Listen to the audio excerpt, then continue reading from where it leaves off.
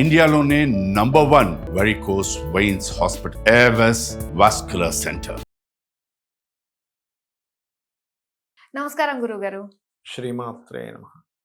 గురుగారు, మనకి వినాయక చవితి తర్వాత నవరాత్రులు కొంతమంది 11 రోజుల వరకు కూడా మండపాన్ని కదపకుండా ఉంటారు కదా! 11 రోజు అనంత చతుర్దశి రోజున తీసుకెళ్తారు నిమజ్జనానికి. అయితే ఈసారి మనకి చంద్రగ్రహణం కూడా వస్తుంది కాబట్టి అప్పటి వరకు ఉంచొద్దు అని చెప్పేసి కొంతమంది అంటూ ఉన్నారు. 9 రోజులు తీయడం మంచిదా? 11 రోజుల వరకు ఉంచొచ్చు అంటారా అనంత చతుర్దశి వరకు? ఒకటేంటంటే అమ్మ, మనకి నవరాత్రులు మాత్రమే చెప్పారు శాస్త్రంలో. మనకి అనంత చతుర్దశి వరకు ఉంచడం కొన్ని ప్రాంతాల వల్ల అలా పాటిస్తూ ఉన్నారు. అయితే ఇక్కడ ఎందుకు తీసేయమని కొంతమంది అంటున్నారు, కొంతమంది పర్వాలేదని ఎందుకు అంటున్నారు అంటే, ఇక్కడ ఒక విషయం, గ్రహణానికి మనం మూసేస్తాం దేవాలయాలు కూడా. ఆ రోజు మరి వస్తున్న గ్రహణం రాత్రి 11 గంటలకి. ఈవినింగ్ టైం పూజ అది చేసుకుని చక్కగా మూసేసుకుని నెక్స్ట్ డే చేసుకోవచ్చు, తప్పేం లేదు. అయితే శుద్ధి చేసుకోవాలి తర్వాత రోజు. ఎలా అయితే ఆలయాలు శుద్ధి చేసుకుంటాం గ్రహణం తర్వాత రోజు, దర్భలది వేసి శుద్ధి చేసుకోవాలి.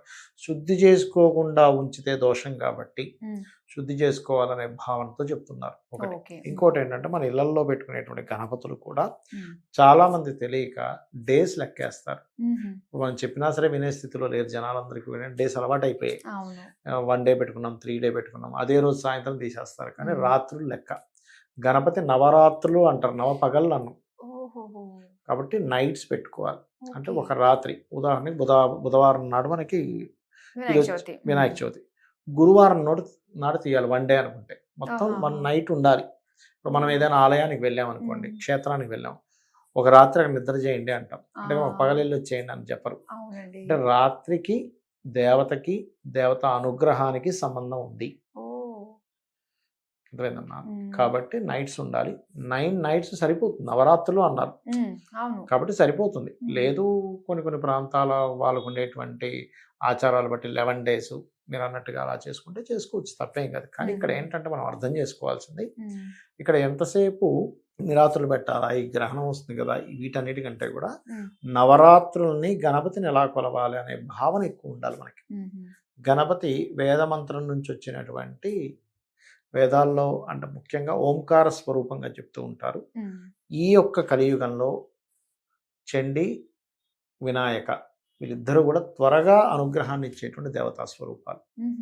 కాబట్టి ఈ నవరాత్రులు చాలా గొప్పవి.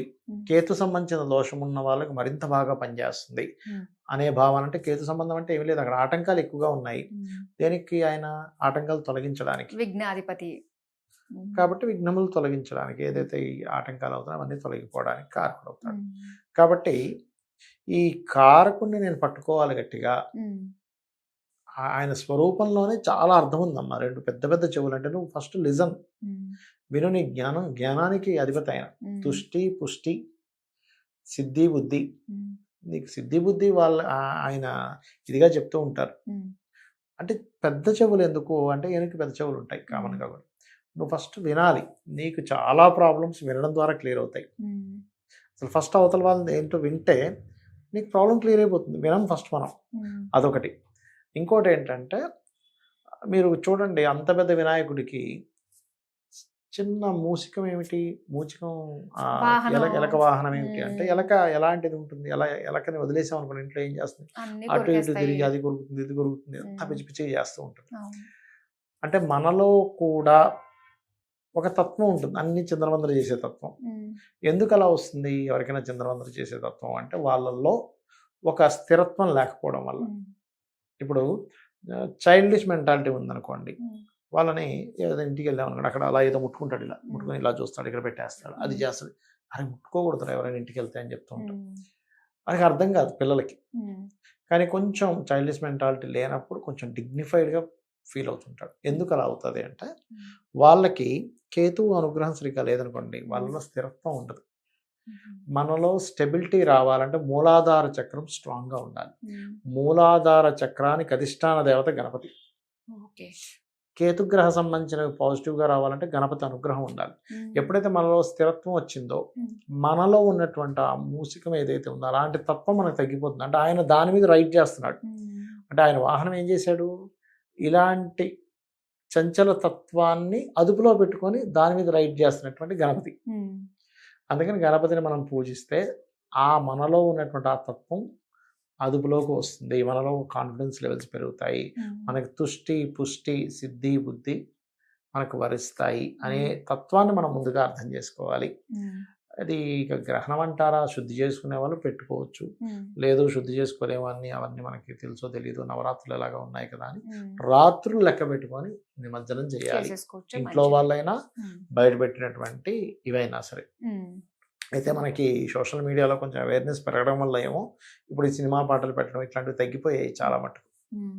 ఇంతకుముందు ఏంటంటే సినిమా పాటలు పెట్టడం, మొన్న కూడా ఏదో పిచ్చి పిచ్చి గణపతులు పెడితే కూడా కొన్ని హిందూ సంఘాలు వెళ్ళి వ్యతిరేకించాయి, అలాంటి బొమ్మలు తీయించేసాయి, ఏదో ఒక ఆడపిల్లని పట్టుకుని తిరుగుతున్నట్టు ఇంకేవో రకరకాలు పెట్టారు అసలు.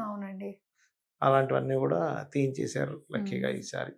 అలానే మనం గణపతి దగ్గరికి వెళ్ళినప్పుడు చాలా మంది మొట్టికాయలు వేసుకోవాలి, గుంజీలు తీయాలి అని చెప్పేసి అంటూ ఉంటారు. ఎందుకు గురువు గారు ఇలా? దానికి ఒక స్టోరీ ఉందమ్మా. అంటే అది ఒకసారి విష్ణుమూర్తి యొక్క చక్రాన్ని గణపతి మింగేస్తాడు, సుదర్శన చక్రాన్ని. ఎక్కడ పోయింది అర్థం కదా, అప్పుడు అర్థమవుద్ది విష్ణువుకి, ఓహో గణపతి లోపల పెట్టారు అంటే ఇది ఒక ఇది చెప్తుంటారు ఇలాగా. అప్పుడు అతన్ని నవ్విస్తే బయటకు వస్తుంది అది అని చెప్పని విష్ణు ఏం చేస్తాడంటే అతని ముందు గుంజీలు తీసి ఇలా కొట్టుకున్నప్పుడు అతను ఆనందపడతాడట. అంటే మనకేం చెప్తారంటే గణపతి గనక ఆనందపడితే మనకి శివానుగ్రహం కూడా కలుగుతుంది అంటారు. ఎందుకంటారంటే ఇప్పుడు చూడండి, మీకు ఎవరికైనా ఈశ్వరానుగ్రహం లేదు, ఇప్పుడు దేవతా శాపం ఉంది అంటారు, గణపతి పూజ చేయండి అంటారు. లేదా లలితా సహస్రనామాల్లో ఓం హరనేత్రాగ్ని సందగ్ధ కామ సంజీవన ఔషధి అనే మంత్రం చదువుకోవడం చెప్తూ ఉంటారు. అంటే హరుని నేత్రముల చేత దగ్ధమైనటువంటి ఆ యొక్క మన్మధుడిని బతికించింది అమ్మవారు. అంటే అలాగా ఓన్లీ అతని భార్యకి మాత్రమే కనబడేలాగా ఒక శరీరాన్ని ఇంకెవరికి కనబడ్డు ఆ మన్మధుడు.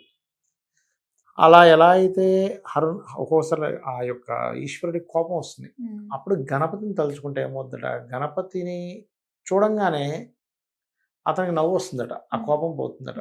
అందుకని గణపతి ముందు ఇలా అనుకోవడము, గుంజీలు తీయడం అంటే ఆయన ఆనందిస్తాడు, అలాంటి చిన్నపిల్లలకు సంబంధించి చేస్తే అనేటువంటి దాంతో కూడా ఆ వృత్తాంతాన్ని చెప్తుంటారు. అలా చేసినప్పుడు మళ్ళీ ఆ బయటికి తీసి ఇచ్చేసాడు అనేటువంటిది. కొన్ని ఏంటంటే నిజంగా జరిగినవి కొన్ని ఉంటాయి, కొన్ని ఏంటంటే అతని యొక్క తత్వాన్ని ఆవిష్కరించడానికి కూడా కొంతమంది కవులు రాసిన ఉంటాయి అందులో.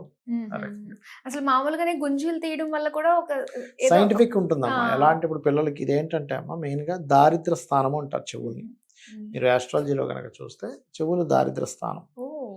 అలాగే స్త్రీ ఎప్పుడు కూడా భర్త ముందు చెవులకి ఏమీ లేకుండా కనబడకూడదు, కనీసం ఒక తాటంకము అంటే మన వీటిని తాటంకాలు అంటారు, వీటిని పుల్లైనా పెట్టుకుంటారు, కనీసం తాటి పుల్లైనా పెట్టుకుంటారు.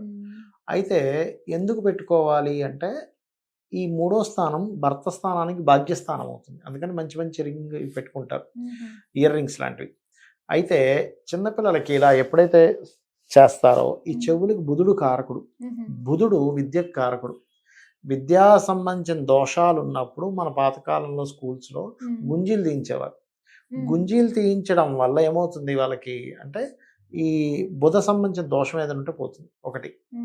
రెండవది గుంజీలు తీయడం వల్ల గోడ కుర్చీ వేయడం వల్ల మూలాధార చక్రం స్ట్రాంగ్ అవుతుంది.